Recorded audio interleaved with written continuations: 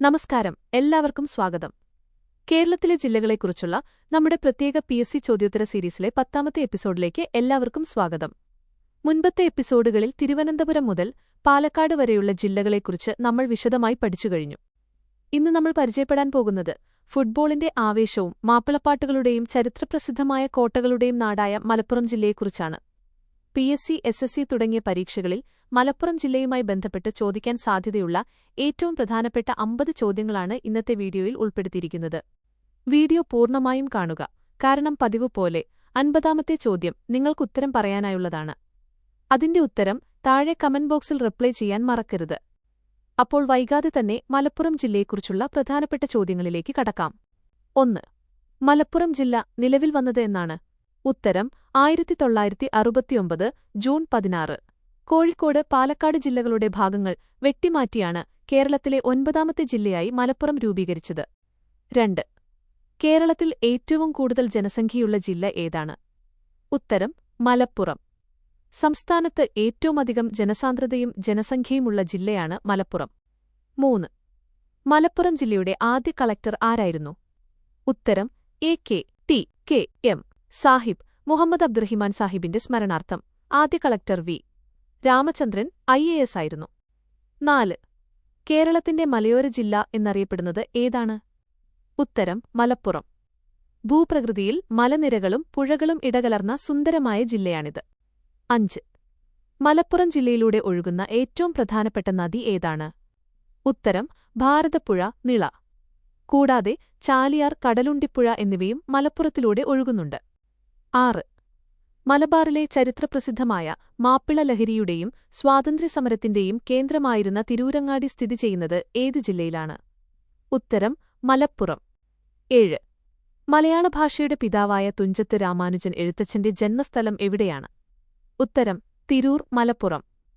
തിരൂരിലെ തുഞ്ചൻ പറമ്പ് മലയാള സാഹിത്യത്തിന്റെ പുണ്യതീർത്ഥാടന കേന്ദ്രമാണ്. 9. മലപ്പുറം ജില്ലയിലെ പ്രശസ്തമായ പക്ഷിസേതുപൈ പക്ഷിസങ്കേതം സ്ഥിതി ചെയ്യുന്നത് എവിടെയാണ്? ഉത്തരം കടലുണ്ടി പക്ഷിസങ്കേതം, കോഴിക്കോട് മലപ്പുറം അതിർത്തി. 10. കേരളത്തിൽ ഏറ്റവും കൂടുതൽ വിദേശപണം NRI റിമിറ്റൻസ് എത്തുന്ന ജില്ല ഏതാണ്? ഉത്തരം മലപ്പുറം. 11. പ്രശസ്തമായ നിലമ്പൂർ തേക്ക് ഉൽപ്പാദിപ്പിക്കുന്ന നിലമ്പൂർ ഫോറസ്റ്റ് ഡിവിഷൻ ഏത് ജില്ലയിലാണ്? ഉത്തരം മലപ്പുറം. 12. ലോകത്തിലെ ഏറ്റവും പഴക്കമുള്ള തേക്ക് പ്ലാന്റേഷനായ കോണോലി പ്ലാന്റേഷൻ സ്ഥിതി ചെയ്യുന്നത് എവിടെയാണ്? ഉത്തരം നിലമ്പൂർ, മലപ്പുറം. ബ്രിട്ടീഷ് കളക്ടറായിരുന്ന HV. കോണോലിയുടെ കാലത്ത് 1840കളിൽ ആരംഭിച്ചതാണ് ഇത്. 13. നിലമ്പൂർ തേക്കിന് ഭൗമപ്രദേശ സൂചിക GI ടാഗ് ലഭിച്ച വർഷം ഏതാണ്? ഉത്തരം 2018. 14. കേരളത്തിലെ ആദ്യത്തെ നാടൻ പാട്ട് മ്യൂസിയമായ നാടൻ കലാ മ്യൂസിയം സ്ഥിതി ചെയ്യുന്നത് എവിടെയാണ്? ഉത്തരം നിലമ്പൂർ. 15. മലപ്പുറം ജില്ലയിലെ ഒരേയൊരു കന്റോൺമെന്റ് ഏതാണ്? ഉത്തരം മലപ്പുറം കന്റോൺമെന്റ്. ബ്രിട്ടീഷ് കാലത്ത് മലബാർ സ്പെഷ്യൽ പോലീസ് രൂപീകരിച്ചത് ഇവിടെയാണ്. 16. കേരളത്തിൽ ഏറ്റവും കൂടുതൽ ആദിവാസികൾ വസിക്കുന്ന വയനാട് കഴിഞ്ഞാൽ അടുത്ത പ്രധാന ജില്ല ഏതാണ്? ഉത്തരം മലപ്പുറം. പ്രത്യേകിച്ച് നിലമ്പൂർ കാടുകളിൽ ചോലനായ്ക്കർ, കാട്ടുനായ്ക്കർ തുടങ്ങിയ വിഭാഗങ്ങൾ. 17. കേരളത്തിലെ ആദ്യത്തെ കാട്ടുനായ്ക്കർ മ്യൂസിയം സ്ഥിതി ചെയ്യുന്നത് എവിടെയാണ്? ഉത്തരം നിലമ്പൂർ. 18. പ്രശസ്തമായ ആര്യവൈദ്യശാല സ്ഥിതി ചെയ്യുന്ന കോട്ടയ്ക്കൽ ഏത് ജില്ലയിലാണ്? ഉത്തരം മലപ്പുറം. വൈദ്യരത്നം PS. വാര്യരാണ് 1902 കോട്ടയ്ക്കൽ ആര്യവൈദ്യശാല സ്ഥാപിച്ചത്. 19. കോട്ടയ്ക്കൽ ആര്യവൈദ്യശാലയുടെ കീഴിലുള്ള പ്രശസ്തമായ നാട്യസംഘം ഏതാണ്? ഉത്തരം PSV. നാട്യസംഘം കഥകളി പ്രചാരണത്തിന് വലിയ സംഭാവന നൽകിയ സ്ഥാപനം. 20. മലബാറിലെ പ്രധാന തുറമുഖമായിരുന്ന കുഞ്ഞാലിമരക്കാർമാരുടെ ചരിത്രവുമായി ബന്ധപ്പെട്ട പ്രശസ്ത സ്ഥലം ഏതാണ്? ഉത്തരം പൊന്നാനി. മലബാറിന്റെ മക്ക എന്നും പൊന്നാനി അറിയപ്പെടുന്നു. 21. ഭാരതപ്പുഴ അറബിക്കടലിനോട് ചേരുന്ന പ്രശസ്തമായ അഴിമുഖം സ്ഥിതി ചെയ്യുന്നത് എവിടെയാണ്? ഉത്തരം പൊന്നാനി. 22. കേരളത്തിൽ ആദ്യമായി കടൽപ്പാലം നിർമ്മിക്കപ്പെട്ട സ്ഥലം ഏതാണ്? ഉത്തരം പൊന്നാനി. 23. പ്രശസ്തമായ മാമാങ്കം നടന്നിരുന്ന തിരുനാവായ നവമുകുന്ദ ക്ഷേത്രം ഏത് നദിയുടെ തീരത്താണ്? ഉത്തരം ഭാരതപ്പുഴ, നിള. 12 വർഷത്തിലൊരിക്കൽ ഭാരതപ്പുഴയുടെ തീരത്താണ് മാമാങ്കം നടന്നിരുന്നത്. 24. കേരളത്തിലെ ഏറ്റവും വലിയ കാർഷിക മേളകളിൽ ഒന്നായ സർഗോത്സവം അല്ലെങ്കിൽ നിലമ്പൂർ പാട്സവം നടക്കുന്ന സ്ഥലം ഏതാണ്? ഉത്തരം നിലമ്പൂർ. 25. മലപ്പുറം ജില്ലയിലെ താലൂക്കുകളുടെ എണ്ണം എത്രയാണ്? ഉത്തരം 7 താലൂക്കുകൾ. ഏറനാട്, മഞ്ചേരി, തിരൂർ, പൊന്നാനി, പെരിന്തൽമണ്ണ, നിലമ്പൂർ, കൊണ്ടോട്ടി, തിരൂരങ്ങാടി എന്നിവയാണവ. 26. മലപ്പുറം ജില്ലയുടെ ആസ്ഥാനം ഹെഡ്ക്വാർട്ടേഴ്സ് സ്ഥിതി ചെയ്യുന്നത് എവിടെയാണ്? ഉത്തരം മഞ്ചേരി. മഞ്ചേരിയാണ് ജില്ലാ ആസ്ഥാന നഗരം. 27. പ്രശസ്തമായ അരീക്കോട് ഗ്രാമം ഏത് കായിക വിനോദത്തിനാണ് ലോകമെമ്പാടും അറിയപ്പെടുന്നത്? ഉത്തരം ഫുട്ബോൾ. അരീക്കോട് സെവൻസ് ഫുട്ബോളിന്റെ ഈറ്റില്ലമാണ്. 28. മലപ്പുറം ജില്ലയിൽ സ്ഥിതി ചെയ്യുന്ന പ്രധാന കേന്ദ്ര സർവകലാശാല ഏതാണ്? ഉത്തരം തുഞ്ചത്തെഴുത്തച്ഛൻ മലയാള സർവകലാശാല, തിരൂർ ആൻഡ് അഡ്ലിഗേറ്റ് ക്യാമ്പസ്, ചേലേമ്പ്ര. 29. കേരളത്തിൽ ഏറ്റവും കൂടുതൽ മദ്രസകളും ഇസ്ലാമിക മതപഠന കേന്ദ്രങ്ങളുമുള്ള ജില്ല ഏതാണ്? ഉത്തരം മലപ്പുറം. 30. പ്രശസ്തമായ കടലുണ്ടി റെയിൽവേ പാലം അപകടത്തിൽപ്പെട്ട വർഷം ഏതാണ്? ഉത്തരം 2001 ജൂൺ 22 കടലുണ്ടി ദുരന്തം. 31. മലപ്പുറം ജില്ലയിലൂടെ കടന്നുപോകുന്ന പ്രധാന ദേശീയപാത ഏതാണ്? ഉത്തരം NH66 പഴയ NH17. 32.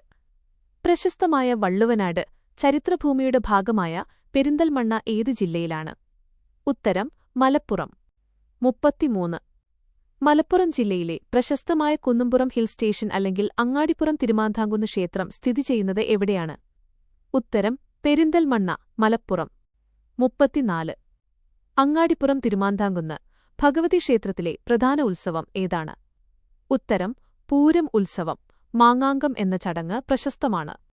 35. ബ്രിട്ടീഷുകാർക്കെതിരെ പൊരുതിയ ആലി മുസ്ലിയാരും വാരിയൻകുന്നത്ത് കുഞ്ഞഹമ്മദ് ഹാജിയും നേതൃത്വം നൽകിയ 1921 മലബാർ സമരത്തിന്റെ പ്രധാന കേന്ദ്രങ്ങളിൽ ഒന്നായ മഞ്ചേരി ഏത് ജില്ലയിലാണ്? ഉത്തരം മലപ്പുറം. 36. കേരളത്തിലെ ആദ്യത്തെ സമ്പൂർണ്ണ ഡിജിറ്റൽ ബാങ്കിംഗ് ജില്ല ഏതാണ്? ഉത്തരം മലപ്പുറം. 2016 പ്രഖ്യാപിച്ചു. 37. പ്രശസ്തമായ ചാലിയാർ പുഴയുടെ ഉത്ഭവം എവിടെ നിന്നാണ്? ഉത്തരം ഇലമ്പുലാശ്ശേരി മലനിരകൾ, നിലമ്പൂർ കാടുകൾ. 38. മലയാളത്തിലെ ആദ്യത്തെ പത്രമായ രാജ്യസമാചാരം പ്രിന്റ് ചെയ്ത ബാഴ്സലോൺ മിഷൻ പ്രിന്റിംഗ് പ്രസ് സ്ഥാപിക്കപ്പെട്ട സ്ഥലം ഏതാണ്? ഉത്തരം തലശ്ശേരിയിലാണെങ്കിലും മലബാറിലെ പ്രശസ്തമായ സാംസ്കാരിക പ്രവർത്തനങ്ങൾ നടന്നത് തിരൂർ, പൊന്നാനി മേഖലകളിലാണ്. 39. പ്രശസ്തമായ വാണിയമ്പലം റെയിൽവേ സ്റ്റേഷന്റെ പ്രത്യേകത എന്താണ്? ഉത്തരം കേരളത്തിൽ ഏറ്റവും കൂടുതൽ വനത്തിനുള്ളിലൂടെ കടന്നുപോകുന്ന പാതയിലെ ഒരു പ്രധാന സ്റ്റേഷനാണ് നിലമ്പൂർ-ഷൊർണൂർ റെയിൽവേ പാത. 40. നിലമ്പൂർ ഷൊർണൂർ റെയിൽവേ പാതയിലൂടെ സർവീസ് നടത്തുന്ന ട്രെയിൻ ഏതാണ്? ഉത്തരം നിലമ്പൂർ-ഷൊർണൂർ പാസഞ്ചർ, മുമ്പ് സ്റ്റീം എഞ്ചിൻ ഉപയോഗിച്ചിരുന്ന പ്രശസ്തമായ റൂട്ട്. 41. MT വാസുദേവൻ നായരുടെ നോവലുകളിലും കഥകളിലും നിറഞ്ഞുനിൽക്കുന്ന കൂടല്ലൂർ സ്ഥിതി ചെയ്യുന്നത് ഏത് ജില്ലയിലാണ്? ഉത്തരം മലപ്പുറം. പെരിന്തൽമണ്ണ താലൂക്കിൽ ഭാരതപ്പുഴയുടെ തീരത്ത്. 42. കേരളത്തിൽ ഏറ്റവുമധികം ഗ്രാമപഞ്ചായത്തുകളുള്ള ജില്ല ഏതാണ്? ഉത്തരം മലപ്പുറം. 43. പ്രശസ്ത മാപ്പിളപ്പാട്ട് ഗായകനായ എറണാകുളം ജില്ലക്കാരനല്ലെങ്കിലും മലപ്പുറം ജില്ലയിലെ പൊന്നാനി കേന്ദ്രീകരിച്ച് വളർന്ന പ്രശസ്തമായ മാപ്പിളപ്പാട്ട് ശാഖ ഏതാണ്? ഉത്തരം ഒപ്പനയും കത്തുപാട്ടുകളും. 44. മലപ്പുറം ജില്ലയിലെ പ്രശസ്തമായ അടക്കാപുത്തൂർ കണ്ണാടി മെറ്റൽ മിറർ നിർമ്മിക്കുന്ന ഗ്രാമം ഏതാണ്? ഉത്തരം അടക്കാപുത്തൂർ, പെരിന്തൽമണ്ണയ്ക്ക് സമീപം. 45. പ്രശസ്തമായ കുറ്റിപ്പുറം പാലം സ്ഥിതി ചെയ്യുന്നത് ഏത് നദിയിലാണ്? ഉത്തരം ഭാരതപ്പുഴ, മലപ്പുറം, തൃശൂർ ജില്ലകളെ ബന്ധിപ്പിക്കുന്ന പാലം. 46. കുറ്റിപ്പുറം പാഴ്സൽ ഓഫീസ് എന്ന കവിത എഴുതിയ പ്രശസ്ത കവി ആരാണ്? ഉത്തരം ഇടശ്ശേരി ഗോവിന്ദൻ നായർ. 47. പ്രശസ്തമായ പൂന്താനം നമ്പൂതിരിയുടെ ഇല്ലം സ്ഥിതി ചെയ്യുന്നത് എവിടെയാണ്? ഉത്തരം കീഴാറ്റൂർ, പെരിന്തൽമണ്ണ, മലപ്പുറം. ജ്ഞാനപ്പാന രചിച്ചത് പൂന്താനമാണ്. 48. മലപ്പുറം ജില്ലയുടെ ആധുനിക വികസനത്തിന് അടിത്തറയിട്ട പ്രശസ്തമായ മലബാർ ജില്ലാ ബോർഡിന്റെ ആദ്യ പ്രസിഡന്റ് ആരായിരുന്നു? ഉത്തരം MU അബ്ദുറഹിമാൻ സാഹിബ്. ചരിത്രപരമായ പങ്ക്. 49.